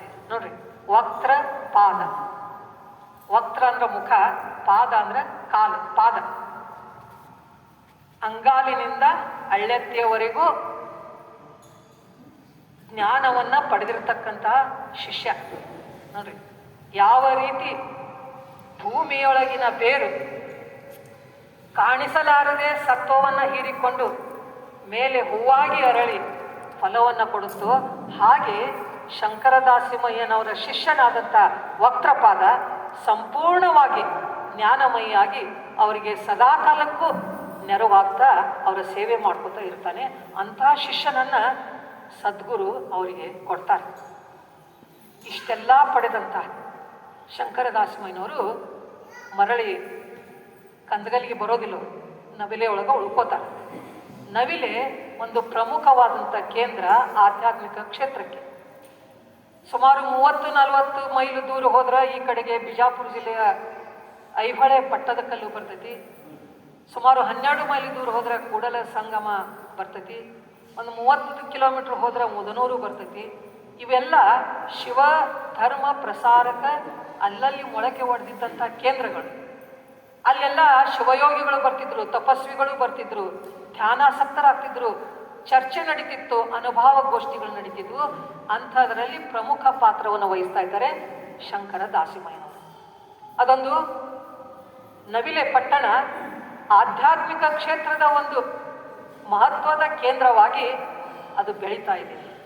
ಹೀಗಿರಬೇಕಾದ್ರೆ ಶಂಕರ ದಾಸಿಮಯ್ಯನವರು ಬಹಳ ಲಿಂಗಾಂಗ ಸಾಮರಸ್ಯದ ಒಂದು ಪರಮ ಅನುಭವದಲ್ಲಿ ತೊಡಗಿದಂತಹ ಒಬ್ಬ ಸಾತ್ವಿಕ ಭಕ್ತರಾಗಿರುವಾಗ ಅವರ ಜೀವನದಲ್ಲಿ ಜೇಡರ ದಾಸಿಮಯ್ಯ ಬರ್ತಾರೆ. ಜೇಡರ ದಾಸಿಮಯ್ಯನವರಿಗೆ ಗೊತ್ತಿಲ್ಲ, ತಾವಿಗೆ ತವನಿಧಿಯನ್ನು ಪಡೆದಂಥವ್ರು. ಸ್ವಲ್ಪ ಅವರಿಗೆ ಅಹಂ ಬಂದಿರ್ತೈತಿ. ಆ ಅಹಮ್ಮನ ನಿರಸನ ಮಾಡೋದಕ್ಕೆ ಶಂಕರ ದಾಸಿಮಯ್ಯ ಬರ್ತಾರೆ. ಎಲ್ಲೇ ಮುದನೂರಿಗೆ, ನೀವು ನಮ್ಮ ಊರಾಗಿರೋ ತನ ನೀವೇನು ಭಿಕ್ಷಾ ಬೇಡಬೇಕಾಗಿಲ್ಲ, ಯಾಕಂದ್ರೆ ನೀವು ಅಯಮಾನ ಭಿಕ್ಷೆ ಬೇಡುವ ವಕ್ತ್ರಪಾದ, 5 ಮನೆ ಭಿಕ್ಷಾ ಬೇಡಿ ಪ್ರಸಾದ ಮಾಡುವ, ಯಾರಿಂದನೂ ಏನೂ ಇಸ್ಕೋತಿದ್ದಿಲ್ಲ. ಹಾಗಿರ್ಬೇಕಾದ್ರೆ ನೀವು ನಮ್ಮ ಊರಿಗೆ ಬಂದು ಭಿಕ್ಷಾ ಬೇಡಬೇಡ್ರಿ, ಯಾಕಂದ್ರೆ ನಾನೇ ಎಲ್ಲರಿಗೂ ಚೀಲ್ಗಟ್ಲೆ ಭತ್ತ ಕೊಡ್ತೀನಿ, ನಿಮಗೆ ಕೊಳ್ಳಾರ್ದ ಇದ್ದೈತೇನೋ, ಮನೆಗೆ ಹೋಗಿ ಕಳಿಸ್ಕೊಡ್ತೀನಿ ಅಂತಾರೆ. ಏನು ಬ್ಯಾಡ ಬಿಡಪ್ಪ, ನಾವೇನು ತಿರುದುಣ್ಣೋರು ಇವ್ರಂತಾರೆ. ಮನೆಗೆ ಬರ್ತಾ ಮನಸ್ನಾಗ ಅಂತಾನೆ, ಅಲ್ಲ ಮಾರಾಯ ನನ್ನಂಗೆ ತವನಿಧಿ ಪಡೆಯೋದು ಬಿಟ್ಟು ಹೋಗಿ ಹೋಗಿ ಹಣೆಗಣ ಪಡೆದ ನೀವು ಶಿವನಿಂದ ಅಂತ ಮನಸ್ನಾಗ ಟೀಕಾ ಮಾಡ್ತಾನೆ ಜೇಡರ ದಾಸಿಮಯ್ಯ. ಮನೆಗೆ ಬರೋದ್ರಾಗ ತವನಿಧಿ ಬತ್ತಿ ಹೋಗಿರ್ತೈತಿ. ಹೆಂಡತಿ ಪರಿಪರಿಯಾಗಿ ಕೇಳ್ತಾಳೆ, ಯಾಕೆ ಬತ್ತೈತ್ರಿ ಅಂತ. ಗೊತ್ತಿಲ್ಲ ನನಗೊಂದು, ನೀವು ಯಾರಿಗೇನ್ರ ಅಂದಿರ? ಇಲ್ಲ ಶರಣರು ಬಂದಿದ್ರು ಹಿಂಗಂದೆ. ಮೊದಲು ನಡ್ರಿ ತುಗ್ಗಳೆ ಗಂಡನ ಕರ್ಕೊಂಬಂದು ಪಶ್ಚಾತ್ತಾಪ ಪಟ್ಟು ಏನು ಮಾಡಿದ್ರು, ಶಂಕರ ದಾಸಿಮಯ್ಯನವರ ಕಾಲು ಹಿಡ್ಕೊಂಡು ತಪ್ಪಾಯಿತು ಅಂದಾಗ ಕ್ಷಮಿಸಿ ಅವರ ತವನಿಧಿಯನ್ನು ಉಕ್ಕಿ ಹರಿಯುವಂಗೆ ಮಾಡ್ತಾರೆ ಶಂಕರ ದಾಸಿಮಯ್ಯಗಳು. ಅವರು ಒಂದ ಕಡೆ ಇರೋದಿಲ್ಲ, ಮಹಾರಾಷ್ಟ್ರದ ಅನೇಕ ಪ್ರದೇಶಗಳಿಗೆ ಅಡ್ಡಾಡ್ತಾರೆ. ಮಧ್ಯಪ್ರದೇಶದವರೆಗೂ ಹೋಗ್ತಾರೆ, ಉಜ್ಜಯಿನಿಗೆ ಹೋಗ್ತಾರೆ. ಅಲ್ಲಿ ಭೈರವನನ್ನು ಸೋಲಿಸ್ತಾರೆ, ಮಹಾಕಾಳಿಯನ್ನು ಸೋಲಿಸ್ತಾರೆ. ಕಲ್ಯಾಣಕ್ಕೆ ಬರ್ತಾರೆ. ಕಲ್ಯಾಣದಲ್ಲಿ 4ನೆಯ ಜಯಸಿಂಹನ ಹೆಂಡತಿಗೆ ಮಾರಿ ಮಸಣಿ ಕಾಡ್ತಿರ್ತಾರಂತ. ಮಾರಿ ಮಸಣಿ ಕಾಡ್ತಿರ್ಬೇಕಾದ್ರೆ ಏನಾಗ್ತೈತಿ, ಆಕಿ ಕಣಿ ಕೇಳ್ತಾಳೆ ರಾಣಿ. ಆ ಕಣಿ ಹೇಳಕ್ಕೆ ಹೇಳ್ತಾಳ, ಊರ ಅಗಸಿ ಬಾಗಿಲ ಮುಂದೆ ಬಾಗಲ ಎತ್ತರಕ್ಕೆ ಅನ್ನ ಮಾಡಿ ಹಾಕಿದ್ರೆ, ಅನ್ನ ಬೇಯಿಸಿ ಹಾಕಿದ್ರೆ ಮಾರಿ ಮಸಣಿಯರ ತಿಂದು ನಿಮ್ಮ ರಾಣಿ ರೋಗ ಕಡಿಮೆ ಮಾಡ್ತಾಳ ಅಂತ ಆಕಿ ಭವಿಷ್ಯ ಹೇಳ್ಕೊಳ್ಳೆ. ರಾಣಿ ಆರ್ಡರ್ ಮಾಡ್ತಾಳೆ ಎಲ್ಲರಿಗೂ, ಎಲ್ಲರ ಮನೆಗೂ ಭತ್ತ ಕಳಿಸ್ಕೊಟ್ಟು ಕುಟ್ಟಿ ಕಳಿಸ್ರಿ, ಅನ್ನ ಮಾಡಿ ಅಗಸಿ ಬಾಗಿಲಿಗೆ ಹಾಕ್ತೀವಿ ಅಂದಾಗ ಒಬ್ಬ ಶರಣನ ಮನೆ ಬಾಗಿಲಿಗೆ ಅಕ್ಕಿ ಭತ್ತ ಕೊಟ್ಟು ಕಳಿಸ್ತಾರ. ಶರಣನ ಹೆಂಡತಿ ಆ ಶಿವಭಕ್ತ ಇರ್ತಾನೆ, ಶಿವಭಕ್ತನ ಹೆಂಡತಿ ಗರ್ಭಿಣಿ ಇರ್ತಾಳ, ಆಕಿ ಕುಟ್ಟಂಗಿಲ್ಲ. ಅವ ಚಿಂತಿತ ಆಗಿರ್ತಾನೆ, ಅಳ್ಕೋತ್ ಕುಂತಿರ್ತಾನೆ. ಕುಟ್ಲಿಲ್ಲ ಅಂದ್ರೆ ರಾಣಿ ಶಿಕ್ಷಾ ಕೊಡ್ತಾಳ. ಏನು ಮಾಡ್ಬೇಕು ಅಂದಾಗ ಶಂಕರ ದಾಸಿಮಯ್ಯನ ಶಿಷ್ಯನಾದಂಥ ವಕ್ತ್ರಪಾದ ಇದನ್ನು ಕೇಳಿ ಬಂದು ಹೇಳ್ತಾನೆ. ಆವಾಗ ಶಂಕರ ದಾಸ್ ಬಂತಾರೆ, ಆ ಶಿವಭಕ್ತ ಕರೀಲಿ ಮನೆಗೆ ಬಂದ. ಅಳ್ಕೋತ ಬಂದ. ಏನು ಅಂತ ಕೇಳ್ತಾನೆ, ಹಿಂಗ್ರಿ ಕುಟ್ಟು ಅಂದಾರ, ನಾನು ಹೆಂಡತಿ ಬಸರದಾಳ, ಕುಟ್ಟಕ್ಕಾಗಿಲ್ಲ. ಆವಾಗ ಹೇಳ್ತಾರವರು, ಮೊದಲ ಆ ಮಾರಿ ಮಸಣಿಯರನ್ನ ಕರ್ಯಾಕ ನಾ ಕಳಿಸ್ತೀನಿ. ಆ ವಕ್ತ್ರಪಾದನ ಕೊಟ್ಟು ಕಳಿಸ್ತಾರೆ. ಎಲ್ಲಿದ್ದೀರಿವ ನೀವು? ಇರ್ತಾರಲ್ಲ ಈ ಮೊನ್ನೆ ಎಲ್ಲ ಉಡಿ ತುಂಬ ಬಂದ್ರಲ್ಲ ಉಸ್ತೂರಿಗೆ ಹೋಗಿ ಮಾರಿ ಮಸಣಿಯರಿಗೆ ಆಷಾಢ ಮಾಸ ಐತೆ ಅಂತ ಹೇಳಿ ಎಲ್ಲ ಇನ್ನೂ ಆ ಪದ್ಧತಿ ಹೋಗಿಲ್ಲ. ಆಕೆ ಶಾಂತ ಆಗ್ಬೇಕಂತೇಳಿ ಎಲ್ಲಿ ನಮ್ಮನ್ನು ತಿಂದ್ಗಿಂದಾಳ ಅಂಥೇಳಿ ನಮ್ಮವರು ಹೋಗಿ ಬರ್ತಾರೆ. ಹಂಗೆ ವಕ್ತ್ರಪಾದನ ಕೊಟ್ಟು ಕಳಿಸಿದ್ರು ಇವರು ಶಂಕರದಾಸನವರು. ಕೊಟ್ಟು ಕಳಿಸಿದಾಗ ಅವ್ರ ಪಾಪ ಹಂಚ್ಕೋತ ಬಂದು ಅವು 2 ಅಕ್ಕ ತಂಗ್ಯಾರು ಬಂದು ನಮಸ್ಕಾರ ಮಾಡಿ, ಏನ್ರಿ ಅಪ್ಪ ಅಂದಾಗ, ಈ ಭತ್ತ ನೀವ ಕುಟ್ರಿ, ನೀವ ಕುಟ್ಟಿ ಅಕ್ಷಿ ಬಾಗಿಲ ಮುಂದೆ ಹಾಕಿ ರಾಣಿಗೆ ತಪ್ಪಾತವ ಅಂತ ಹೇಳಿ ಕಾಲು ಬಿದ್ದು ಹೋಗ್ಬೇಕು ಅಂದಾಗ, ಆಯ್ತ್ರಪ್ಪ ಹಂಗ ಮಾಡ್ತೀವಿ ಅಂತ ತಿಳ್ಕೊಂಡು ತಾವ ಭತ್ತ ಕುಟ್ಟಿ ಮಾರಿ ಮಸಣಿಯರು ಶಂಕರ ದಾಸಿಮಯ್ಯನ ಮ್ಯಾಗ ಹಾಡ್ಕೋತ ಕುಟ್ಟಿ ಬೆಳಗಾಗೋದ್ರ ಅಕ್ಷಿ ಬಾಗಿಲ್ದಾಗ ಹೇರುಗಟ್ಲೆ ಬಂಡಿಗಟ್ಲೆ ಅನ್ನ ಮಾಡಿ ನಮ್ಮ ತಪ್ಪಾತು ಅಂತ ಹೇಳಿ ಓಡಿ ಹೋಗ್ತಾರಂತ. ಇಂಥ ಎಲ್ಲ ಪ್ರದೇಶಗಳಿಗೆ ಅಡ್ಡಾಡಿ ಅವರ ಅಜ್ಞಾನವನ್ನು ಮೂಢನಂಬಿಕೆಯನ್ನು ಹೋಗಲಾಡಿಸುವುದಕ್ಕಾಗಿ ಶಂಕರ ದಾಸಿಮಯ್ಯನವರು ಅಡ್ಡಾಡಿದವರು. ಹಾಗೆ ಅಡ್ಡಾಡಿ ಹೊಳ್ಳಿ ಅವರು ಮತ್ತೆ ನವಿಲಿಗೆ ಬಂದು, ಅವರಿಗೆ ಬಂದಾಗ ನೋಡ್ರಿ, ನಮ್ಮ ಶಿಷ್ಯ ಸಂತತಿ ಬೆಳಿಬೇಕು, ನಮ್ಮ ಭಕ್ತ ಸಂತತಿ ಬೆಳಿಬೇಕು ಅಂದಾಗ ಸುಮಾರು ಅವರು ಮತ್ತೆ ಕಲ್ಯಾಣದಾಗ ಇದೊಂದು ಆಕತಿ ಪವಾಡ. ರಾಜ ಆಸ್ಥಾನಕ್ಕೆ ಕರೆಸ್ಬೇಕಂತ ಆಸ್ಥಾನದಾಗ ಕಾಲಿಡಂಗಿಲ್ಲ ಅಂತಾರವರು. ಆವಾಗ ಮಹಾರಾಜ ತಪ್ಪಾತ್ರಿ ಈ ಪರೀಕ್ಷೆ ಮಾಡಿದ್ದಕ್ಕೆ ತಪ್ಪಾತಂತಾನ. ಆವಾಗ ಈ ಅನ್ಯ ಪರವಾದಿಗಳು ಇವ್ರಿಗೆ ಹಣೆಗಣ್ಣ ಐತಂತ ನೋಡೇ ಬಿಡೋಣ ಅಂತ ತಿಳ್ಕೊಂಡು ಕಲ್ಯಾಣದೊಳಗೆ ವಿಷ್ಣು ದೇವಾಲಯ, ನೀ ಖರೆ ಖರೆನ ಹಣೆಗಣ್ಣಿತ್ತಪ್ಪ ಅಂದ್ರೆ ನಮ್ಮ ದೇವ್ರನ್ನ ಸುಡಪ್ಪ ನೋಡೋಣ ಅಂತಾರ. ಬ್ಯಾಡ್ರು, ನಿಮ್ಮ ಭಕ್ತರ ನಿಮ್ಮ ದೇವ್ರನ್ನ ಸುಡಾಕ್ ನಿಂತಿರ್ಲ, ನಿಮ್ಮ ಕೈಯಾರೆ ನಿನ್ನಂತೆ ಹಣೆಗಣ್ಣನ ಇಲ್ಲ, ಸುಮ್ಮನೆ ಅದನ್ನ ಹಾಕೊಂಡು ಅಡ್ಡಾಡಕತ್ತಿ, ಎಲ್ಲಿ ಹಣೆಗಣ್ಣ ಅಂತ ವ್ಯಂಗ್ಯ ಮಾತಾಡ್ತಾರ. ಇವ್ ತೋರ್ಸೇ ಬಿಡೋಣ ಅಂತ ತಿಳ್ಕೊಂಡು ವಿಷ್ಣು ದೇವಾಲಯಕ್ಕೆ ಹೋಗಿ ತನ್ನ ಆಚ್ಛಾದನವನ್ನು ತೆಗೆದಾಗ ವಿಷ್ಣುವಿನ ಮೂರ್ತಿ ಕರಗಿ ನೀರಾಗಿ ಹೋಗ್ತೈತಿ. ಈ ಪವಾಡ ಕಲ್ಯಾಣದಲ್ಲಿ ನಡೆದದ್ದು. ಇಂತಹ ಕಲ್ಯಾಣದಲ್ಲಿ ಹಲವಾರು ಸಲ ಅಡ್ಡಾಡಿದಂಥ ಶಂಕರದ ವಾಸಿಮಯ್ಯನವರು ಬಸವಣ್ಣನವರು ಸ್ಥಾಪಿಸಿದಂಥ ಅನುಭವ ಮಂಟಪಕ್ಕೂ ಬಂದು ಅನುಭವ ಮಂಟಪದಲ್ಲಿ ವಚನಗಳನ್ನು ಹೆಣೆದು ಅವರು ತಮ್ಮ ಒಂದು ಕೃತಜ್ಞತೆಯನ್ನು, ಬಸವಾದಿ ಶರಣರಿಗೆ ತಮ್ಮ ಕೃತಜ್ಞತೆಯನ್ನು ಅವರು ವ್ಯಕ್ತಪಡಿಸ್ತಾ ಇದ್ದಾರೆ. ಕಲ್ಯಾಣದಲ್ಲಿ ಶಂಕರದಾಸಿಮಯ್ಯನ ಮಠ ಅಂತ ಐತ್ರಿ, ಬಣಗಾರ ಓಣಿ ಒಳಗೆ ಒಂದು ಮಠ ಐತಿ. ಆ ಮಠದಾಗ ಒಂದು ಲಿಂಗು ಐತಿ. ಅಲ್ಲಿ ಗ್ವಾಡಿ ಮ್ಯಾಗ ಒಂದು ಕತ್ರಿ ಚಿತ್ರ ಕೆತ್ಯಾರ. ಇವತ್ತಿಗೂ ನಾವು ನೋಡ್ಬೋದು ಕತ್ರಿ ಚಿತ್ರವನ್ನು ಕೆತ್ಯಾರ. ಅವರ ಕಾಯಕ ಸೂಜಿ ಕತ್ತರಿಯ ಕಾಯಕ, ಹೊಲಿಗೆಯ ಕಾಯಕ ಅನ್ನೋದನ್ನು ನಾವು ಮರಿಬಾರ್ದು. ಇಂತಹ ಅನುಭವ ಮಂಟಪದಲ್ಲಿ ತಮ್ಮ ಅನುಭವವನ್ನು ನೀಡಿದಂಥ ಒಂದು ವಚನ ಇವತ್ತಿನ ವಚನದ ಒಂದು ಹಂತವಾಗಿದೆ. ಹೀಗೆ ಬಸವಣ್ಣನವರ ಅನುಭವ ಮಂಟಪದಲ್ಲಿ ಹಿರಿಯ ಶರಣನಾಗಿ ಇದ್ದಂತಹ ಶಂಕರದಾಸಿಮಯ್ಯನವರು ಬಸವಣ್ಣನವರ ಅಗಾಧ ವ್ಯಕ್ತಿತ್ವವನ್ನು ಕಂಡು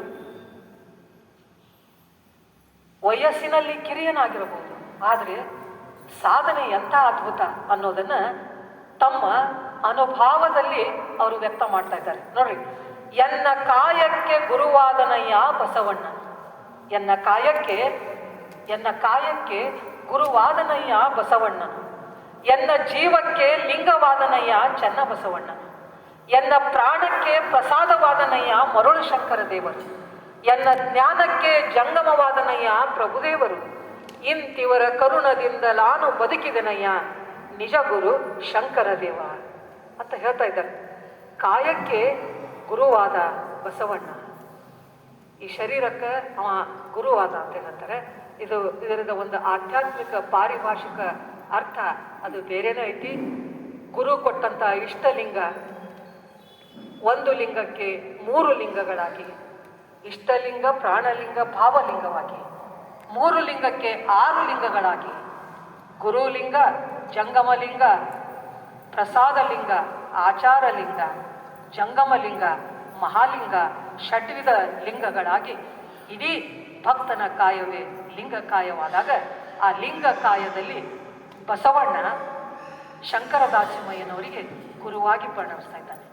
ನೋಡಿ, ಇದು ಆಚಾರಲಿಂಗ, ಪೃಥ್ವಿ ತತ್ವದಲ್ಲಿ ಗುರು ಬಸವಣ್ಣ ನೆಲೆಯೂರ್ಯಾನ ನನ್ನ ದೇಹದಾಗ ಅಂತ ಅವ್ರು ಹೇಳ್ತಾರೆ. ಎನ್ನ ಜೀವಕ್ಕೆ ಲಿಂಗವಾದನಯ್ಯ ಚೆನ್ನ ಬಸವಣ್ಣನು, ಜೀವ ಅಂತಂದ್ರೆ ಜೀವಾತ್ಮ, ನನ್ನ ಆತ್ಮಕ್ಕೆ ಚೆನ್ನ ಬಸವಣ್ಣ ಏನ್ ಮಾಡ್ಯಾರ, ಅವರು ಲಿಂಗವಾಗ್ಯಾರ ಅಂತ ಹೇಳ್ತಾ ಇದ್ದಾರೆ. ಆ ಆತ್ಮನಲ್ಲಿ ನೆಲೆಗೊಂಡಿರತಕ್ಕಂಥ ಚೈತನ್ಯದಲ್ಲಿ ನೆಲೆಗೊಂಡಿರ್ತಕ್ಕಂಥ ಪರಮಾತ್ಮನ ಅಂತಿಮ ಸ್ವರೂಪದಲ್ಲಿ ಚೆನ್ನ ಬಸವಣ್ಣ ವಿರಾಜಮಾನನಾಗಿದ್ದಾನೆ. ಪ್ರಾಣಕ್ಕೆ ಪ್ರಸಾದವಾದನಯ್ಯ ಮರುಳ ಶಂಕರ ದೇವರು, ಮಹಾಶರಣ ಮರುಳ ಶಂಕರ ದೇವ ಆಕಾಶ ತತ್ವದಲ್ಲಿ ನೆಲೆಗೊಂಡು, ನಮ್ಮ ಪಂಚಭೂತಗಳೆಲ್ಲ ನಮ್ಮ ಶರೀರದೊಳಗದಾವ, ಆಕಾಶ ತತ್ವದಲ್ಲಿ ಮರುಳ ಶಂಕರ ದೇವರು ಅವರು ನೆಲೆಗೊಂಡಿದ್ದಾರೆ. ಜ್ಞಾನಕ್ಕೆ ಜಂಗಮವಾದನಯ್ಯ ಪ್ರಭುದೇವರು, ನನ್ನ ಜ್ಞಾನಕ್ಕೆ, ನನ್ನ ತೇಜಸ್ಸಿಗೆ, ಆ ತೇಜಸ್ಸು ತತ್ವದಲ್ಲಿ ನೆಲೆಗೊಂಡಿರ್ತಕ್ಕಂಥ ಪ್ರಭುದೇವರು ಅನ್ನುವ ಲಿಂಗದಲ್ಲಿ ನಾನು ಅವಿತುಕೊಂಡಿದ್ದೇನೆ, ಅಥವಾ ಲಿಂಗ ನನ್ನಲ್ಲಿ ಆವರಿಸಿಕೊಂಡಿದೆ. ಇಂತಿವರ ಕರುಣದಿಂದ ನಾನು ಬದುಕಿದೆನಯ್ಯ ನಿಜಗುರು ಶಂಕರ ದೇವ ಅಂತ ಅವ್ರು ಹೇಳ್ತಾರೆ. ಅವರ ವಚನಾಂಕಿತ ನಿಜಗುರು ಶಂಕರ ದೇವ. ಅವರ 3 ವಚನಗಳು ನಮಗೆ ಶೂನ್ಯ ಸಂಪಾದನೆಯಲ್ಲಿ ಸಿಗ್ತಾ ಇವೆ, 2 ವಚನಗಳು ಬೇರೆ ಕಡೆ ಸಿಗ್ತಾ ಇವೆ. ಒಟ್ಟು 5 ವಚನಗಳ ಶಂಕರ ದಾಸಿಮಯ್ಯನವರು ಸಿಗ್ತಾ ಇದ್ದಾವೆ.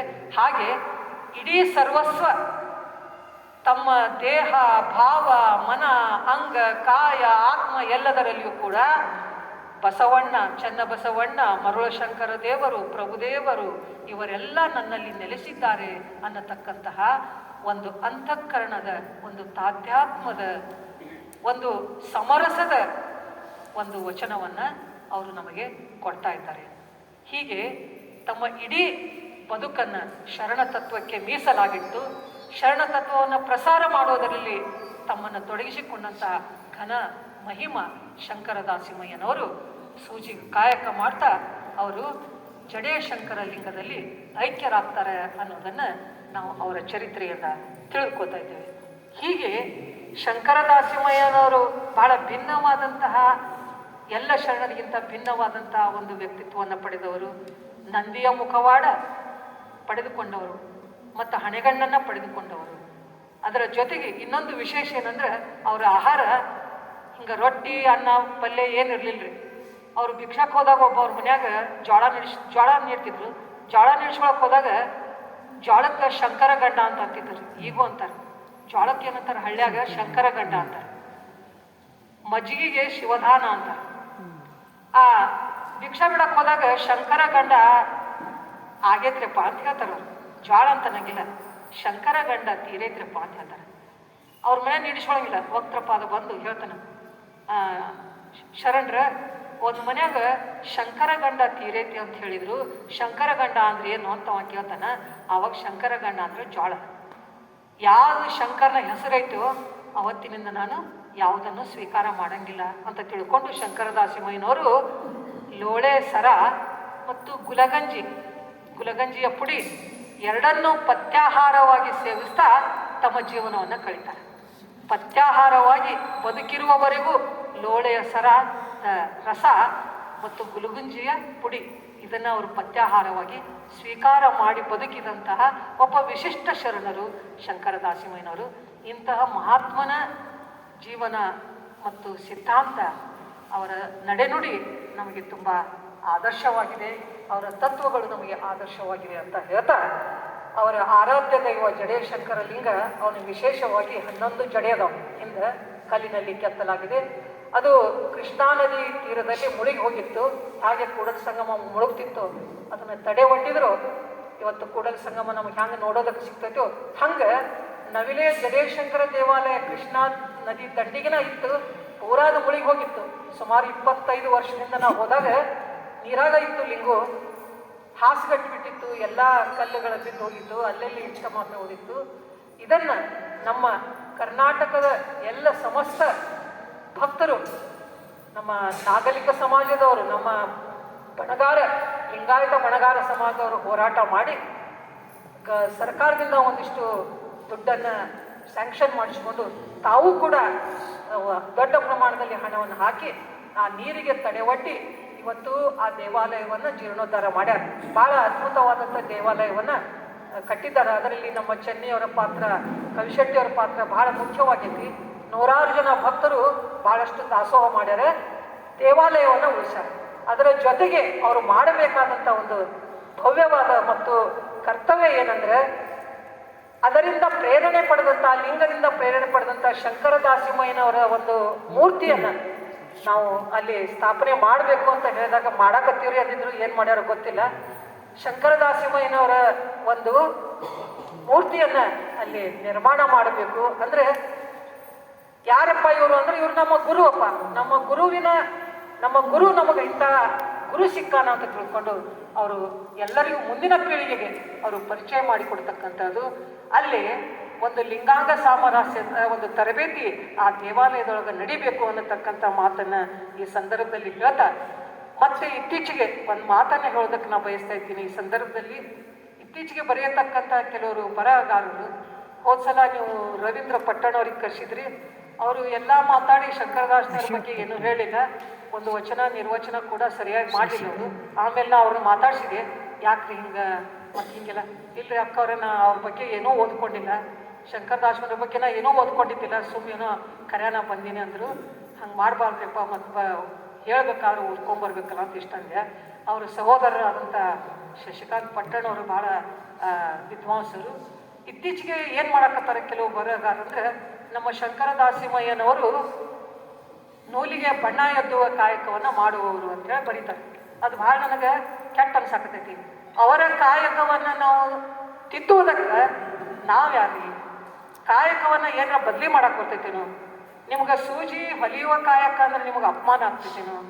ಹೊಲಿಯುವ ಕಾಯಕದ ಈ ಮಹೋನ್ನತ ವ್ಯಕ್ತಿತ್ವದ ವ್ಯಕ್ತಿಯ ಕಾಯಕವನ್ನು ಬದಲಿ ಯಾಕೆ ಮಾಡಬೇಕು? ನೀವು ನಿಮ್ಮ ಆರ್ಥಿಕ ಸಂಪಾದನೆಗಾಗಿ ಬಣ್ಣ ಎತ್ತುವ ವೃತ್ತಿಯನ್ನು ಮುಂದುವರಿಸಿರಬಹುದು, ಆದರೆ ಕುಲಗುರು ಸೂಜಿಯ ಕಾಯಕದ ಶಂಕರ ದಾಸಿಮಯ್ಯನವರೇ ಆಗಿದ್ದಾರೆ. ಆದ್ದರಿಂದ ದಯವಿಟ್ಟು ಯಾರು ಹಂಗೆ ಬರೀತಿದ್ರೆ, ನಮ್ಮ ಬಸವರಾಜ್ ನೂಲಿಯವ್ರು ಬಂದಿದ್ರೆ ಚಲೋ ಆಗ್ತಿತ್ತು. ಅವರು ಜಡೇರ್ ಶಂಕರ ಲಿಂಗವಾಣಿ ಅಂತ ಪತ್ರಿಕೆ ಹೊರಡಿಸ್ತಿದ್ರು. ಈಗ ಅವರು ಬಹುಶಃ ಅದನ್ನ ಬಿಟ್ಟಾರ. ಶಂಕರ ದಾಸಿಮಯ್ಯವರ ಕಾಯಕನ ಹೊಲಿಗೆ ಕಾಯಕ, ಅದನ್ನ ನಾವು ಹೇಳ್ಕೊಳಕ ಯಾಕೆ ಅಭಿಮಾನ ಪಡಬೇಕು? ನಿಮ್ಮ ವೃತ್ತಿ ಉದ್ಯೋಗ ಬದಲಾಗಿರಬಹುದು ಕಾಲಕ್ಕೆ ತಕ್ಕಂತೆ, ಆದರೆ ನಾವು ಕಾಯಕವನ್ನ ಬದಲಿ ಮಾಡಬಾರ್ದು. ಯಾಕಂದ್ರೆ ಮುಂದಿನ ಪೀಳಿಗೆಗೆ ನಾವು ಯಾವ ಸಂದೇಶವನ್ನ ಕೊಡ್ತೀವಿ? ಆದ್ದರಿಂದ ಅವರು ಬಣ್ಣ ಎದ್ದವರಾಗಿದ್ರು, ನೂಲಿಗೆ ಬಣ್ಣ ಎದ್ದುದು ಆಮೇಲೆ ಬಂತು.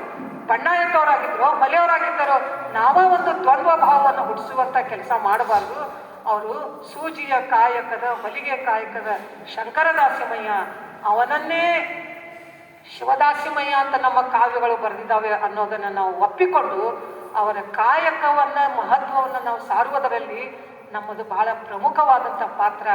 ನಮ್ಮ ಕುಲಗುರುವಿನ ಕಾಯಕ, ಅವರ ನಿಷ್ಠೆ, ಅವರ ನಡೆನುಡಿ ಸಿದ್ಧಾಂತ, ಅವರ ವಚನಗಳನ್ನು ನಾವು ನಮ್ಮ ಮಕ್ಕಳಿಗೆ ಬೋಧನೆ ಮಾಡಬೇಕು ಅನ್ನತಕ್ಕಂಥ ಮಾತನ್ನು ಈ ಸಂದರ್ಭದಲ್ಲಿ ಹೇಳ್ತಾ, ನನಗೆ ಅವಕಾಶ ಮಾಡಿಕೊಟ್ಟಂತಹ ಎಲ್ಲ ಬಸವ ಕೇಂದ್ರದ ಪದಾಧಿಕಾರಿಗಳಿಗೆ ಮತ್ತು ಬಣಗಾರ ಸಮಾಜದ ಪದಾಧಿಕಾರಿಗಳಿಗೆ ಎಲ್ಲರಿಗೂ ಕೂಡ ನನ್ನ ಅನಂತ ಶರಣುಗಳನ್ನು ಸಲ್ಲಿಸುತ್ತಾ,